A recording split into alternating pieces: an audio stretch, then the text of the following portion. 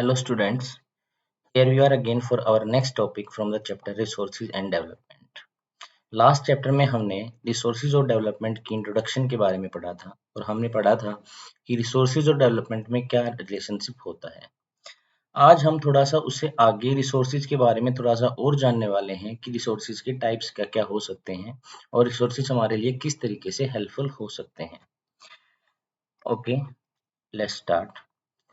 जैसा कि आपको दिखाई दे रहा है, ये अलग अलग तरीके के रिसोर्सेज आपको सामने दिखाई दे रहे हैं। फॉरेस्ट रिसोर्सेज होते हैं, वाटर रिसोर्सेज होते हैं, लैंड रिसोर्सेज होते हैं, ये मिनरल रिसोर्सेज होते हैं, एनर्जी रिसोर्सेज होते हैं और यहाँ पे फूड रिसोर्सेज होते हैं। सब रिसोर्सेज के ये सोर्स, जैसे फॉरेस्ट रिसोर्स से हमें क्या क्या मिल सकता है। फॉर एग्जांपल, हमें फॉरेस्ट रिसोर्सेज जैसे वुड प्राप्त होती है, हमें टिम्बर मिल सकता है, हमें यहाँ से हर्बल मेडिसिन मिल सकती हैं, यहाँ से हमें हनी वगैरह मिल सकता है या कुछ खाने के प्रोडक्ट्स भी मिल सकते हैं। ये हमारा फॉरेस्ट रिसोर्सेज के अंडर आता है। दूसरा हमारा है वाटर रिसोर्सेज। वाटर रिसोर्सेज की बात अगर हम करें तो water resources is the greatest resources present on the earth. क्योंकि हम पता है कि वाटर जो होता है 71% जो है अर्थ के ऊपर प्रेजेंट होता है, बाकी पे सरफेस हमारी अर्थ प्रेजेंट होती है। 96.5% जो एरिया है वो हमारा होता है वाटर का, जो ओशियंस में प्रेजेंट होता है। उसके बाद जो बाकी बचता है उस पानी का हम इस्तेमाल करते हैं, जो कि हम ड्रिंकिंग के लिए या फिर क्लोथिंग वगैरह के लिए इस्तेमाल करते हैं। इसलिए हम कह सकते हैं कि वाटर जो है हमारा ग्रेटेस्ट रिसोर्स बोला जाएगा, जो कि हमारा अर्थ पे प्रेजेंट होता है। थर्ड आता है लैंड रिसोर्स। लैंड रिसोर्स अगर हम देखें तो लैंड रिसोर्स के वेरियस यूजेस हम करते हैं। फॉर एग्जांपल, एग्रीकल्चर के लिए भी इसका इस्तेमाल किया जाता है। जैसे माइनिंग वगैरह है, वो भी हमारी किसके ऊपर, लैंड के ऊपर होती है, तो ये हमारे लैंड रिसोर्सेज आते हैं। तो अगर हम देखें तो माइनिंग वगैरह करते हैं या मिनरल्स वगैरह होते हैं, वो भी हमें कहाँ से मिलते हैं, लैंड से ही मिलते हैं। तो मिनरल्स वगैरह भी हमें जो रिसोर्स मिलता है वो हमें लैंड से ही मिलता है। जैसे अगर हम बात करते हैं वाटर की, अगर हमने देखा वाटर जो है हमारा ग्रेटेस्ट ग्रेटेस्ट जो रिसोर्स है हमारा, वो कौन है, वाटर है, जो कि 71% पे प्रेजेंट है पूरे अर्थ के सरफेस पे। दूसरा हमने देखा मिनरल्स के बारे में, अगर हम थोड़ा सा जाने, मिनरल्स जो होते हैं ये हमें इनऑर्गेनिक फॉर्म में मिलते हैं। इनऑर्गेनिक फॉर्म में आज तक अगर देखें तो 2000 प्लस ऐसे मिनरल्स हैं जो हमें पता लग चुके हैं। जैसे मिनरल्स में आपकी मेटल्स आती हैं, या हमारी मेटल्स में अगर हम बात करें, ये दो तरीके के होते हैं, एक होता है फेरस और एक होता है नॉन फेरस। फेरस ऐसे मिनरल्स होते हैं जो मिनरल्स में आयरन प्रेजेंट होता है। उसके अलावा जिन मिनरल्स में आयरन प्रेजेंट नहीं होता उनको हम नॉन फेरस हम मिनरल्स बोलते हैं। ओके, जैसे वाटर हमारा ग्रेटेस्ट रिसोर्स हो गया। मिनरल्स हमने देखा कि इनऑर्गेनिक होते हैं, 2000 प्लस के आसपास हमारे मिनरल्स हमें मिल चुके हैं और ये नॉन ऑर्गेनिक फॉर्म में होते हैं। मिनरल्स हमारी सोशियो, अगर हम बात करें सोशियो इकोनॉमिक डेवलपमेंट अगर हमें करनी है तो उसमें भी ये बहुत हेल्पफुल होते हैं, क्योंकि मिनरल्स के द्वारा हमारी इकोनॉमी इनके ऊपर डिपेंड करती है। फॉर एग्जाम्पल गोल्ड है या ज्वेलरी है, इनके ऊपर हमारी, इसीलिए इसको सोशियो इकोनॉमिक भी बोला गया है कि डेवलपमेंट अगर करनी है तो मिनरल्स एक इंपॉर्टेंट रोल प्ले करते हैं। इसके अलावा हम आगे बात करते हैं लैंड रिसोर्स की। जो आज हम पढ़ने वाले हैं सबसे मेन वो लैंड रिसोर्स के बारे में पढ़ने वाले हैं। उसके अलावा जैसे एनर्जी रिसोर्स हमने पढ़ लिया पीछे, जैसे रेन्यूएबल होती है एक एनर्जी, एक होती है non renewable, which can be replenished called as renewable energy and which can not be replenished और known as non renewable energy. उसके बाद हमने देखा फूड रिसोर्सेज। फूड रिसोर्सेज के दो ही पार्ट्स हो सकते हैं, या तो हम फूड रिसोर्सेज या तो हमें किससे, या तो हम प्लांट से प्राप्त करते हैं या हम फूड को एनिमल से प्राप्त करते हैं, जो भी जिसको हम हमारी लोकल लैंग्वेज में हम वेज और नॉन वेज भी बोल देते हैं, भी प्लांट से और एनिमल से प्राप्त करते हैं। तो ये सब सारे जो भी प्रोटीन हो गया, हमारे जितने विटामिन्स होते हैं, मिनरल्स होते हैं, सबका सोर्स या तो प्लांट होते हैं या फिर उनका सोर्स एनिमल्स होते हैं। तो इस तरीके से हमें पता लगा कि हमारे जो नेचुरल रिसोर्सेज होते हैं उनके काइंड्स किस प्रकार से हो सकते हैं, कि वाटर रिसोर्स क्या होता है हमारी। अगर हम यूजेस की बात करें वाटर रिसोर्सेज की, तो ये वाटर रिसोर्स का इस्तेमाल हम जैसे एग्रीकल्चर में इस्तेमाल करते हैं, हमारी डेली लाइफ रूटीन में इस्तेमाल करते हैं। ऐसे ही अगर मिनरल्स का इस्तेमाल करें हम, ज्वेलरी बनाने में हम इसका इस्तेमाल करते हैं, या फिर जैसे मिनरल्स वगैरह का इस्तेमाल ज्वेलरी के अलावा इंडस्ट्रियों में भी इनका इस्तेमाल किया जाता है। अब मिनरल्स केमिकली भी हो सकते हैं, मीन्स ऑर्गेनिक भी हो सकते हैं और इनऑर्गेनिक भी हो सकते हैं। तो अगर हम मिनरल्स के टॉपिक के बारे में डिस्कशन करेंगे तो ये थोड़ा सा ज्यादा टॉपिक हो जाएगा, बड़ा टॉपिक हो जाएगा, जिसके लिए हम एक अलग वीडियो बनाएंगे जिसमें हम मिनरल्स के बारे में पढ़ना स्टार्ट करेंगे। ओके, आज हम जो डिस्कस करने वाले हैं वो मेन डिस्कस करने वाले हैं हम लैंड रिसोर्स के ऊपर कि लैंड रिसोर्स क्या होता है, ये हमारी इकोनॉमी में या हमारी लाइफ में कैसा हमारा रोल इम्पोर्टेंट प्ले करता है। प्यारे बच्चों, इस बात का ध्यान रखें आप, मैं जो आपके साथ एक बात शेयर करना चाहता हूँ कि जो भी टॉपिक आप इस वीडियो में पढ़ते हो उस टॉपिक के बारे में आपको कंप्लीट नॉलेज होनी चाहिए, क्योंकि जैसे ही आपका चैप्टर कंप्लीट होगा हम सारे के सारे पार्ट्स को मर्ज कर देंगे। मर्ज करने का मतलब क्या है, जैसे अभी एक टॉपिक हमारा जो कल हुआ था उसमें हमने इंट्रोडक्शन पढ़ी थी कि भाई डेवलपमेंट क्या होती है और रिसोर्सेज क्या होते हैं। अब रिसोर्सेज के बारे में जितनी भी बातें ए टू जेड हो सकती हैं सभी बातों को एक ही वीडियो में क्लियर कर दो। उस एक वीडियो को क्लियर करने के बाद आपके अगर फिर भी उस वीडियो में डाउट्स रह जाते हैं तो इसका मतलब आपकी तैयारी में कहीं ना कहीं पे कमी रह गई है, तो आपको और ज्यादा उसके ऊपर फोकस करना पड़ेगा।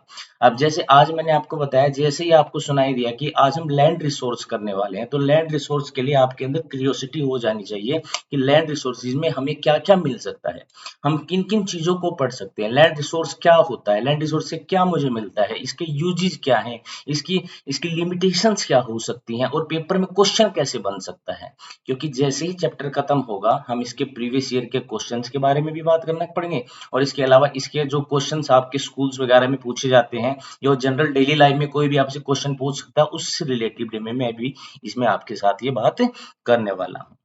इसके अलावा अगर हम आगे बात करते हैं, जैसे हम क्वेश्चन जो करेंगे चैप्टर के बाद वो हम करेंगे सीधा इस टॉपिक से रिलेटेड कि लैंड रिसोर्सेज आता है, उसके बाद रेन्यूएबल वगैरह एनर्जी के रिसोर्सेज आते हैं, उनमें किस तरीके से क्वेश्चन आपके बन सकते हैं। तो एट लास्ट में यही कहना चाहूंगा कि बेटा जो भी आप एक वीडियो में पढ़ते हो उसको मैं चाहता हूं कि पूरे डिटेल से, सिर्फ एनसीईआरटी के ऊपर बेस्ड नहीं रहना है। आपको उस टॉपिक को जितना भी सोर्स आपको मिलता है, मेंस वीडियो बनाने का मेंस मोटिव यही होता है कि बच्चे सिर्फ एनसीईआरटी तक ना रहें। स्कूल में सिर्फ एनसीईआरटी पढ़ाई जा रही है, उसके अलावा कोई दूसरी बुक आपको नहीं पढ़ाई जा रही है, तो इसके लिए हम आपके लिए वीडियो लेके आते हैं ताकि आप अच्छे से उस टॉपिक के बारे में सब कुछ जान सकें। तो इसी के साथ आज हम स्टार्ट करते हैं। तो हमारा जो नेक्स्ट आता है वो आता है लैंड रिसोर्स। अब देखो लैंड रिसोर्स में आपको पिक्चर में दिखाई दे रहा होगा कि यहाँ पे आपको दे रखी है, अगर सोलर एनर्जी के लिए इस्तेमाल करना है या विंड एनर्जी के लिए इस्तेमाल करना है, उसमें भी लैंड आपका क्रूशियल रोल प्ले कर रहा है। यहाँ पे आगे आपको दिखाई दे रहा होगा कि यहाँ पे आपकी माइनिंग हो रही है।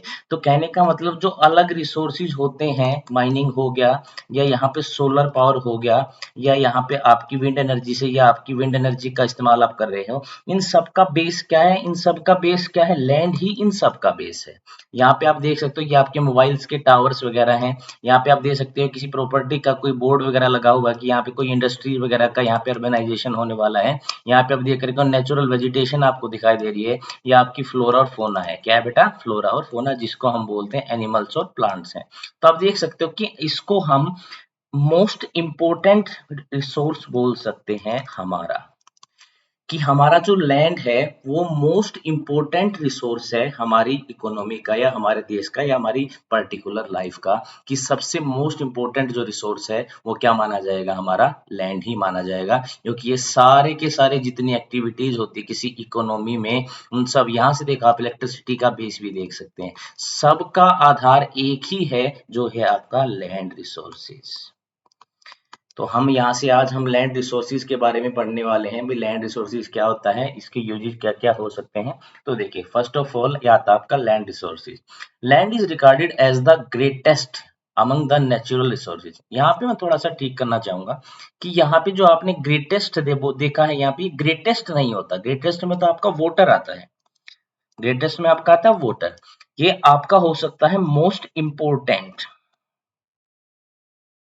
इसको आप करेक्ट कर लीजिए, ये आपका मोस्ट इंपोर्टेंट होगा, most important among the natural resources. It is one of the important component of the life support system. Very good, यही तो बात है कि सबसे इंपोर्टेंट जो इसका एक फैक्ट है वो है लाइफ सपोर्ट सिस्टम।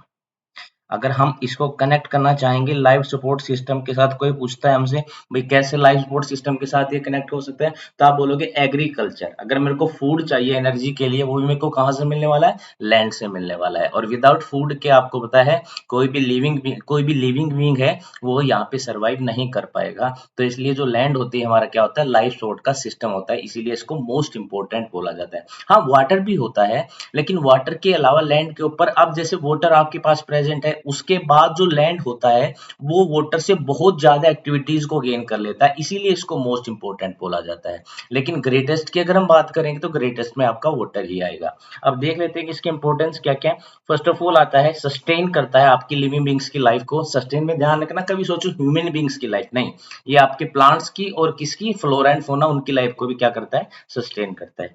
सेकंड में आपका आता है एग्रीकल्चर एक्टिविटीज। एग्रीकल्चर एक्टिविटीज जो होती हैं वो जैसे हो गया आपका एनिमल हस्बेंड्री हो गया, जैसे कोई भी पोल्ट्री फार्म है या कोई भी जैसे गाय पालता है या कोई भी आप भैंस वगैरह पालता है, ये सब की सब कहाँ पे आती है बेटा, आपकी लैंड के ऊपर ही एनिमल हस्बेंड्री वगैरह ये सारी एक्टिविटीज की जाती हैं। It's support forest. तो यहाँ पे देख सकते हैं ना, जैसे फॉरेस्ट से हमने रिसोर्स लिया तो फॉरेस्ट को भी सपोर्ट कौन करता है, लैंड करता है। तो दैट्स वाई इसको मोस्ट इंपोर्टेंट बोला गया है। यहाँ पे आप ग्रास लैंड की बात करोगे तो वहां पे कौन आता है, आपका लैंड आता है। अब ग्रास लैंड से आप क्या रिलेटेड कर सकते हैं, ऐसे आपकी ना थिंकिंग को थोड़ा सा क्रिएटिव बनाइए। अगर हम ग्रास लैंड की बात करते हैं तो यहाँ पे बात हो रही है फॉरेस्ट की। अगर फॉरेस्ट में अगर ग्रास लैंड नहीं होंगे तो वहां के जो फ्लोरा है और अगर फोना है, इन दोनों के बीच में कनेक्शन नहीं हो पाएगा। अब एनिमल्स के लिए पर्याप्त फूड नहीं होगा वहां पे, तो अगर फूड नहीं होगा तो आपके जो सारी जितने भी एनिमल्स हैं वो क्या हो जाएंगे, विलुप्त हो जाएंगे, एक्सटिंक्ट हो जाएंगे, जिससे लाइफ सपोर्ट सिस्टम का आपका बहुत ज्यादा अफेक्टेड हो जाएगा। तो ग्रास लैंड भी जो एनिमल्स होते हैं जो प्रेजेंट होते हैं फॉरेस्ट में, उनके लिए भी क्या इंपॉर्टेंट होता है बेटा, ग्रास लैंड। और वो भी किसका सोर्स कौन होता है, लैंड यूज का सोर्स होता है। उससे आगे आता है ह्यूमन सेटलमेंट। सेटलमेंट्स मीन, हम ह्यूमन सेटलमेंट का मतलब है अगर आपको कोई घर बनाना है, आपका कोई एक घर है या आपका कोई हाउस है जहाँ पे आप रोज आते जाते हैं, तो वो भी किस में, ह्यूमन सेटलमेंट भी किससे हो सकते हैं, सिर्फ लाइफ सपोर्ट से, सिर्फ लैंड रिसोर्सेज से ही हो सकते हैं। और वाइल्ड लाइफ को अगर देखेंगे आप, वाइल्ड लाइफ भी किसके ऊपर डिपेंड करते हैं, ये भी आपके किसके, लैंड के ऊपर ही डिपेंड करती है। अगर इंडस्ट्रियलाइजेशन करना है, फैक्ट्रीज वगैरह आपको लगानी है कहीं पे, तो वहां पे भी किसका इस्तेमाल होता है, हमारा लैंड का इस्तेमाल होता है। अर्बेनाइजेशन करना है, अर्बेनाइजेशन का मतलब क्या होता है कि भाई कोई सिटी का निर्माण करना है जहाँ पे विलेज होते हैं। यहाँ पे एक तो क्या होता है बेटा, रूरल, एक होता है रूरल और एक होता है अर्बन। तो अर्बनाइजेशन का मतलब होता है कि इंडस्ट्रीज वगैरह का यहाँ पे आना, जिससे क्या, इंडस्ट्रीज वगैरह यहाँ पे आएंगी, उसके साथ साथ एम्प्लॉयमेंट आएगी, लोगों को कार्य मिलेगा, और उसके बाद यहाँ पे ट्रांसपोर्टेशन सिस्टम अच्छा होगा, इलेक्ट्रिसिटी अच्छी होगी। ये सारा सिस्टम भी किसके द्वारा हो सकता है, ओनली लैंड रिसोर्सेज के सपोर्ट से ही हो सकता है, वरना ये भी पॉसिबल नहीं है। उसके अलावा यहाँ पे रूरल एरिया से जब भी लोग जाते हैं तो अर्बनाइजेशन जब जो जाता है उसको भी प्रोवाइड कौन करवाएगा, आपका लैंड रिसोर्सेज उसको प्रोवाइड करवाते हैं। उसके बाद आता है कंस्ट्रक्शन ऑफ रोड्स। यहाँ पे बिल्कुल इंपॉर्टेंट चीज है ये भी। अगर आपके रोड्स ही नहीं होंगे तो इसका मतलब आपका रोड्स के बिना आपका ट्रांसपोर्टेशन सिस्टम बिल्कुल भी चलने वाला नहीं है। इसके अलावा जैसे रेलवे लाइंस पॉसिबल नहीं होंगी, तो एक बार सपोज करके देखिए, अगर आपके रोड्स प्रेजेंट नहीं है और रेलवे लाइंस प्रेजेंट नहीं है तो आप जो वस्तुएं हैं एक स्थान से दूसरे स्थान पर जाना ये पॉसिबल नहीं हो पाएगा। अब आपको पता है रिसोर्सेज कभी भी एक प्लेस पे अवेलेबल नहीं हो सकते। हमारे जो रिसोर्सेज हमारे देश में मिलते हैं वो सारे के सारे अनइक्वली डिस्ट्रीब्यूटेड हैं। अगर हम बात करते हैं माउंटेन्स की बात करते हैं, वहां पे चलो ठीक है मिनरल्स वगैरह मिलते हैं, लेकिन उनको भी तो जो प्लेन एरिया है वहां से गेहूं की आवश्यकता पड़ेगी ना, खाने के लिए वस्तुएं चाहिए ना। जैसे जम्मू कश्मीर से सेब आती है, लेकिन वहां पे कोई दूसरा फ्रूट ऐसा भी तो होगा ना जो वहां पे उत्पादन नहीं होता है।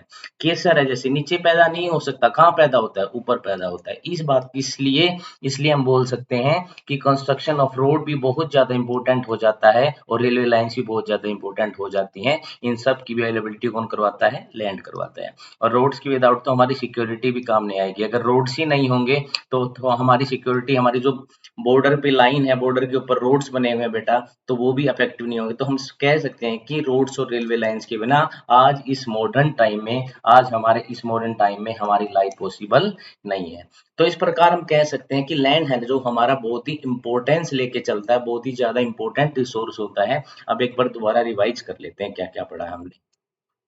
It sustain many of the living beings, बिल्कुल सही बात है। लाइफ को क्या करता है, सस्टेन करता है। एग्रीकल्चर एक्टिविटीज जो होती है, एनिमल हस्बेंड्री वगैरह, उनको भी यही सपोर्ट करता है। इट सपोर्ट्स फॉरेस्ट हो गए या ग्रासलैंड्स हो गए, उनको भी सपोर्ट करता है। ह्यूमन सेटलमेंट, ह्यूमन सेटलमेंट का मतलब है एक जगह चाहिए जहाँ पे उसका कोई घर हो या जहाँ पे वो रहता है, उसके लिए भी किसका इस्तेमाल किया जाता है, लैंड का इस्तेमाल किया जाता है। और वाइल्ड लाइफ तो टोटली आपकी पता है, आपको वाइल्ड लाइफ है वो टोटली डिपेंड करेगी लैंड पे, क्योंकि अगर हम देखें वाइल्ड लाइफ जो होती है उनको चाहिए ग्रास लैंड। और ग्रास लैंड्स कहाँ पे, ये भी लैंड के ऊपर होते हैं। ग्रास ग्रासलैंड नहीं होगी तो वाइल्ड लाइफ एग्जिस्ट कर ही नहीं सकती, तो इसलिए लैंड वाइल्ड लाइफ के लिए बहुत ज्यादा इंपॉर्टेंट सपोर्ट करता है। दूसरा आता है इंडस्ट्रियलाइजेशन। इंडस्ट्रियलाइजेशन करना है तो फर्स्ट ऑफ ऑल पहली ही चीज आती है जो फिक्स कैपिटल में आती है इकोनॉमिक्स की लैंग्वेज में, कि भाई कैपिटल के रूप में फिक्स कैपिटल तो है, पैसे तो है हमारे पास, लेकिन फिक्स्ड एसेट जो आती है वो आती है हमारी लैंड आती है, जो सबसे पहले हमें चाहिए। और अर्बेनाइजेशन में भी पहला नाम किसका आता है? लैंड का आता है। और हमने देख लिया कंस्ट्रक्शन ऑफ रोड्स करना है या रेलवे लाइंस वगैरह करने हैं, उसके लिए हमें किसकी आवश्यकता पड़ती है? हमें लैंड की आवश्यकता पड़ती है। तो आई सपोज मुझे लगा कि आपको ये सब समझ में आया होगा कि लैंड रिसोर्स क्या होता है और लैंड रिसोर्स हमें मोस्ट इंपोर्टेंट क्यों माना गया है। अब इससे आगे चलते हैं। अब कुछ फैक्टर्स होते हैं, जैसे कुछ फैक्टर्स होते हैं जो किसको, हमारे जो लैंड के यूज है उसको अफेक्ट करते हैं। लैंड यूज का अफेक्ट का मतलब है, यहाँ से आप समझ सकते हो, जैसे मैंने बोला लैंड यूज को अफेक्ट करते हैं, तो एक जगह आप देख सकते हो एक जगह पे ज्यादा यूज होगा और एक जगह पे क्या कम यूज होगा, यही तो हो सकता है। एक जगह पे आप लैंड का इस्तेमाल ज्यादा कर रहे हो और एक जगह पे आप लैंड का इस्तेमाल कम कर रहे हो। अगर मैं एग्जाम्पल के साथ आपको समझाता हूँ, फॉर एग्जाम्पल अगर हम एग्जाम्पल लेते हैं राजस्थान का और एक एग्जांपल लेते हैं हम हरियाणा का।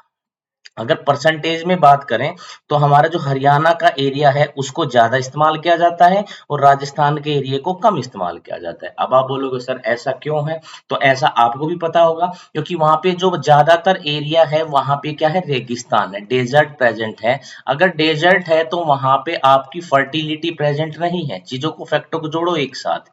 फर्टिलिटी नहीं है तो वहां पे क्या नहीं है? क्रॉप्स प्रेजेंट नहीं होंगी। अगर क्रॉप्स नहीं है तो क्या नहीं है? फूड नहीं है। और फूड नहीं है तो क्या नहीं है? लाइफ नहीं है, सीधी सी बात है। इस तरीके से फैक्ट्स को जोड़कर चलते हैं बेटा। किसी भी चीज का हमें फैक्ट अगर बताया जा रहा है तो उसका कारण पता होना चाहिए कि ये क्या होता है। फॉर एग्जाम्पल जैसे अब यहाँ पे बात करते हैं फैक्टर अफेक्टिंग। अब देखो जैसे पहला फैक्टर लिखा लिखा हुआ है यहाँ पे, क्या है बेटा? Land value. क्या लिखा हुआ है? Land value. भी लैंड की जो वैल्यू है, फॉर एग्जाम्पल बात करते हैं, अगर मैं किसी रूरल एरिया में चला जाऊँ, सपोज कीजिए, और एक मैं अर्बन एरिया में चला जाऊँ, मैं दोनों एग्जांपल आपको लेके दिखाऊँ। एक तो चलो ठीक है, आप अगर अपनी सिटी में रहते हैं, रूरल को भी छोड़ दीजिए, अपनी सिटी में रहते हैं, वहां पे अपनी लैंड के प्राइस को एक बार पूछिए कि लैंड का प्राइस क्या है।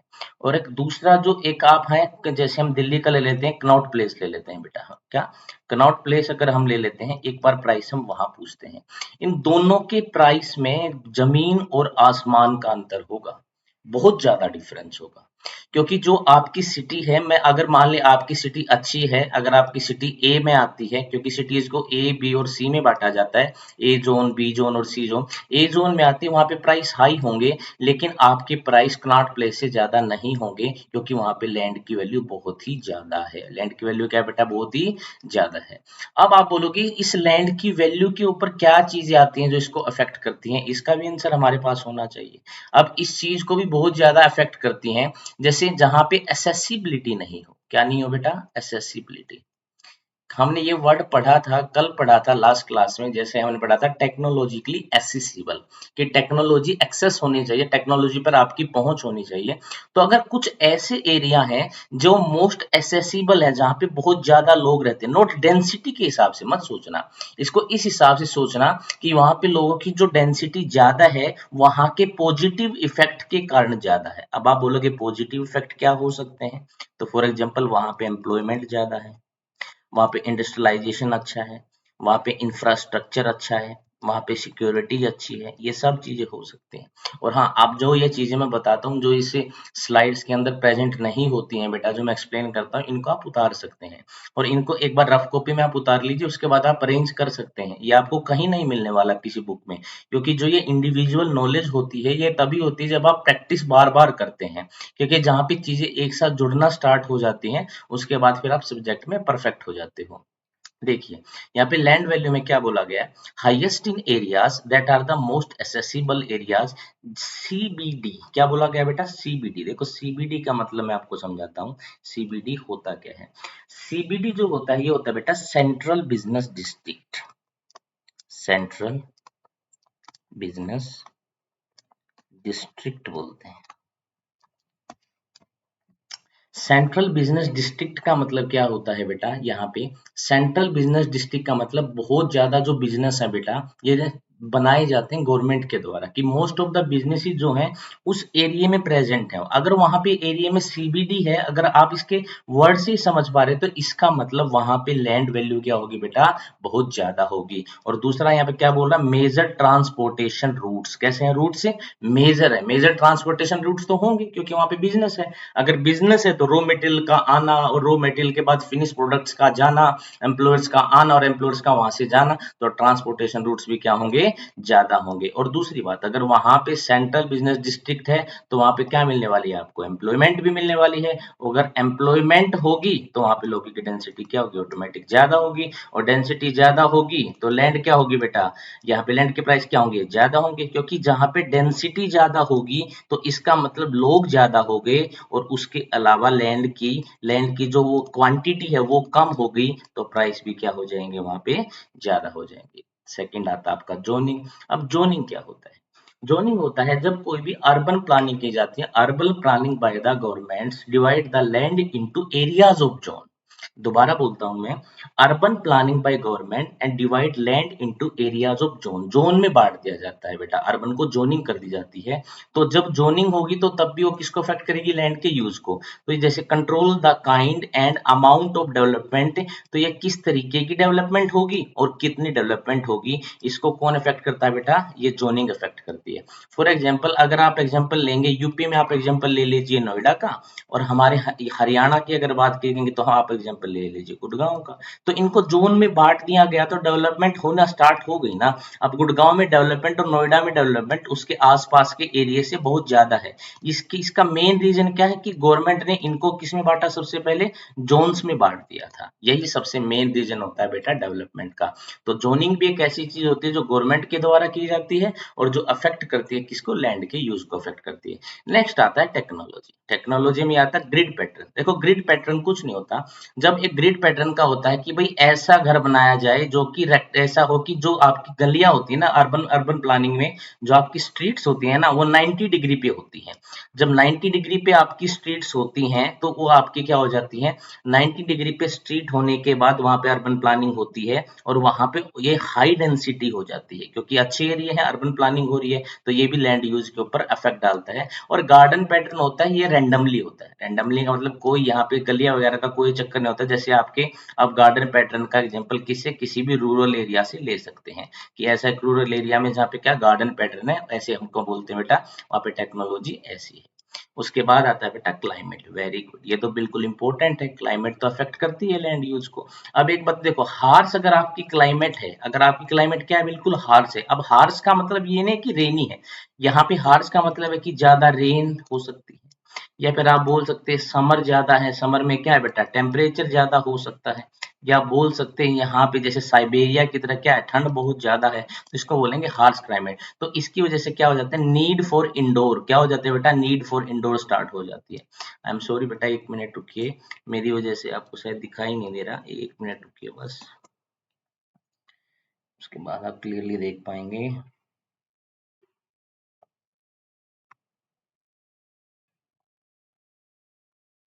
ये देखिए, तो क्लाइमेट कैसी हो जाती है बेटा, हार्श हो जाती है, और क्रिएटिंग नीड फॉर इंडोर, क्या हो जाता है बेटा, क्रिएटिंग नीड फॉर इंडोर हो जाता है, और अंडरग्राउंड सेंटर हो जाते हैं। तो ये कुछ फैक्टर्स थे जो अफेक्ट करते हैं लैंड के यूज को। लेकिन यहाँ पे एक बात और ध्यान देने की है, लैंड यूज को अफेक्ट करना और लैंड रिसोर्स को अफेक्ट करना, ये दोनों अलग अलग चीजें हैं जिसमें नहीं है। तो सबसे पहले लैंड वैल्यू को, जोनिंग को, टेक्नोलॉजी और क्लाइमेट को आपने यहाँ पे मैंने अच्छे तरीके से आपको समझा दिया है। लेकिन इसके अलावा भी जो लैंड रिसोर्स को कुछ ऐसे टॉपिक्स होते हैं बेटा जो अफेक्ट करते हैं, जैसे क्लाइमेट उसमें एक आ गया है। मैं कुछ और टॉपिक वो आपके साथ डिस्कस करना चाहता हूँ, तो एक बार देखिए। फर्स्ट देखिए, जैसे अगर हम बोले मीन्स ऑफ इरिगेशन की अगर मैं बात करूं, तो मीन्स ऑफ इरिगेशन मेरे हिसाब से लैंड रिसोर्स को अफेक्ट करता है। अगर इरिगेशन अच्छा है तो वहां पे लैंड ज्यादा यूज होगी, और नहीं तो लैंड वहां पे ज्यादा यूज नहीं होगी। एग्जांपल्स के तौर पर आप राजस्थान का एग्जांपल ले सकते हो, और दूसरी तरफ आप पंजाब या हरियाणा का ले सकते हो। अगर हम सोइल की बात करेंगे तो सोइल यहाँ पे क्या, फर्टिलिटी की बात होगी। जहाँ पे सोइल की फर्टिलिटी ज्यादा होगी वहां पे लैंड का यूज भी ज्यादा हो जाएगा। दूसरा है यहाँ पे बेटा, यहाँ पे आता है ओनरशिप ऑफ लैंड। क्या आता है बेटा, ownership of land. Ownership of land के अंडर आता है भी जब किसी भी लैंड की बात आती है। अब कुछ लोगों की वहां पे ओनरशिप, अगर देखो वहां पे ओनरशिप प्रेजेंट है, तो देखो अगर मान ले वहां पे व्यक्ति की ओनरशिप नहीं है, मींस उसका मतलब है कि लोग वहां पे किराए पर रहते हैं। तो अगर लोग वहां पे किराए पर रहते हैं और उसके बाद अगर वो लोग वहां से एमिग्रेशन करेंगे, तो वहां पे लैंड का यूज क्या हो जाएगा बेटा, कम हो जाएगा। आप इसको इस तरीके से समझ सकते हैं कि ओनरशिप का मतलब है कि एक लैंड को ज्यादा ओनर, एक ही व्यक्ति ज्यादा ओन करता है, एक के पास बहुत ज्यादा ओनरशिप है उस लैंड की। तो वहां पे अब उसकी ओनरशिप होगी, उसके पास घर 5 है, ऐसे सोचे एग्जांपल के तौर पर, उसके पास वो ओन करता 5 हाउसेस को, लेकिन वो रह तो एक में ही सकता है ना।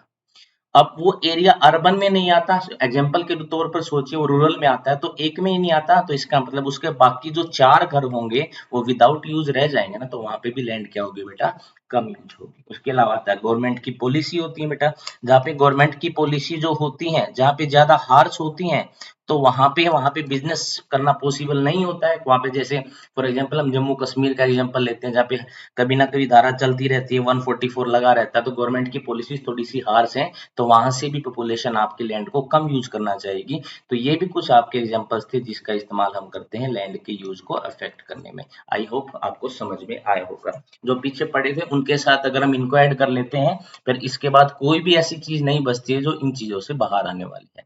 ओके, अब नेक्स्ट चलते हैं हम। देखिए, उसके बाद आता है, अब हमने पढ़ लिया कि पॉजिटिव इम्पैक्ट्स क्या है लैंड रिसोर्सेज के, अब इसके ऊपर अफेक्ट किस चीज का पड़ता है। अब लास्ट आता है बेटा लैंड रिसोर्सेज कहाँ कहाँ है। India has a land under A variety of relief features, namely mountains, plateaus. ये देखो ध्यान से देखने की चीज है, क्या है हमारे यहाँ पे माउंटेन्स हैं, या हमारे यहाँ पे क्या है, प्लेटूज हैं, यहाँ प्लेन्स हैं, और यहाँ क्या हमारे पास आइलैंड्स भी हैं। लेकिन मेन जो चीज है वो क्या है, 43% of the land area is plain, जहाँ पे एग्रीकल्चर वगैरह पॉसिबल है, जहाँ पे हम एग्रीकल्चर का इस्तेमाल कर सकते हैं, which provide the facilities for the agriculture and industry. ये ध्यान रखना बेटा, इसने बता दिया कि ओनली कितना इस्तेमाल करते हैं हम, 43% ही अपने देश का इस्तेमाल करते हैं जिसमें हम इसका इस्तेमाल कर सकते हैं। और इंश्योर करते हैं, देखो mountain account for the 30% of the total surface area, mountains का है बेटा and the country, and ensure perennial, perennial का मतलब होता है साल भर, पेरिनियल का मतलब होता है total full year, full year जिसको बोलते हैं उसको पेरिनियल बोलते हैं, full year flow of some rivers provide facility for tourism. किसकी फैसिलिटी रहती है बेटा, वो टूरिज्म की।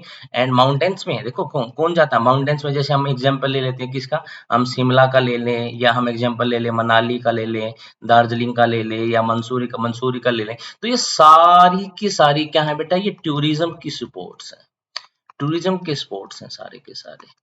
तो यहाँ पे टूरिज्म प्रोवाइड करवाते हैं, एंड इकोलॉजिकल एक्सपेक्ट भी है। इकोलॉजिकल एक्सपेक्ट का मतलब क्या है बेटा, अरे यहाँ पे माउंटेन्स है तो यहाँ का नेचर अच्छा है, फॉरेस्ट अच्छे हैं, फॉरेस्ट के ऊपर गवर्नमेंट का कंट्रोल है, तो ये हमारे पोल्यूशन को कंट्रोल करने में भी हमारी हेल्प करते हैं। फिर वही बात, जो भी चीज है इसको कनेक्ट करके देखो सब चीजों के साथ।